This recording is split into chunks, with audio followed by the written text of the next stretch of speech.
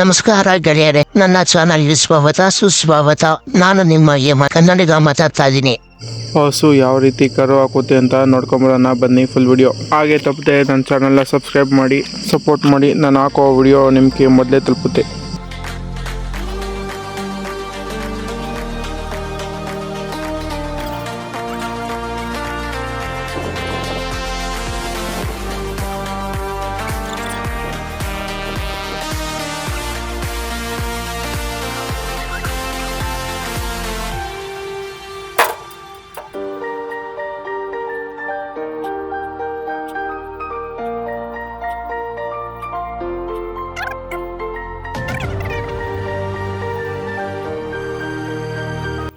ನೋಡ್ಬೋದು, ಕರು ತಲೆ ಈಗ ಆಚೆಗೆ ಬಂದಿದೆ.